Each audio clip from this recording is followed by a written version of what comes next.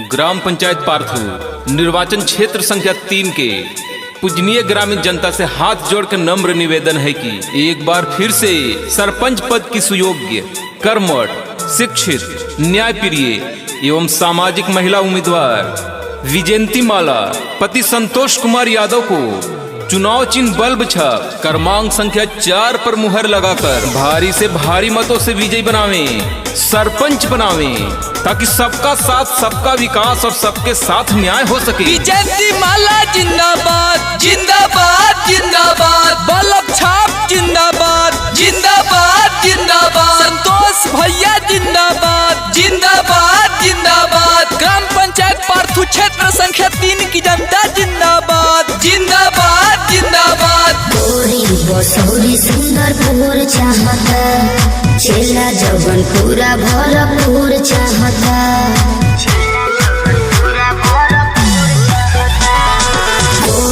बसौरी सुंदरपुर चाहता, चेला जवन पूरा भरपूर चाहता। अति बल्ब छाप मुहर लगावे के बाद क्रम संख्या 4 पे मुहर लगावे के बाद विजयंती माला के सरपंच बनावे के बाद पार्थू पंचायत से इनके जितावे के बाद। दौलत के नशे का हमको मद नहीं चाहिए, जो धोखाधड़ी से बढ़े वह कद नहीं चाहिए।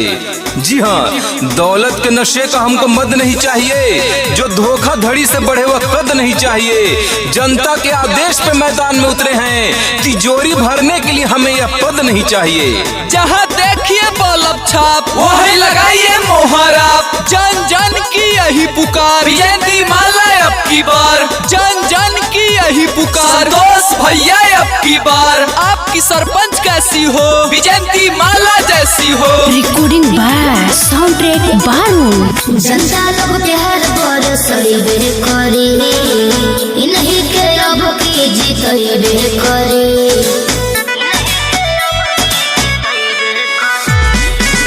इनकोरी ने कोई इरादा बहो, करी है नया चाची वादा बहो।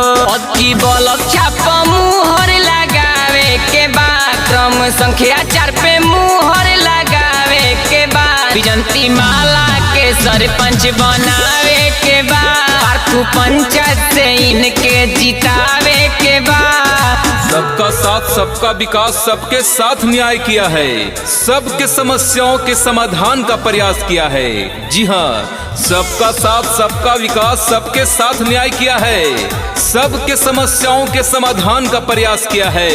विजयंती माला सरपंच पद पर रहते हुए ग्राम पंचायत पार्थू में किसी को न निराश किया है। इसलिए बल्ब छाप क्रमांक संख्या 4 पर मुहर लगाइएगा और विजयंती माला को एक बार फिर से सरपंच बनाइएगा। आपकी सरपंच कैसी हो विजयंती माला जैसी हो। आपकी सरपंच कैसी हो विजयंती माला जैसी हो। जहाँ देखिए बल्ब छाप वही लगाइए मोहरा, जहाँ देखिए बल्ब छाप वही लगाइए मोहरा। विजयंती माला जिंदाबाद जिंदाबाद जिंदाबाद। जनता कहेला चित पाका बहो, रोटियन के लागल दिल पे धाका बहो।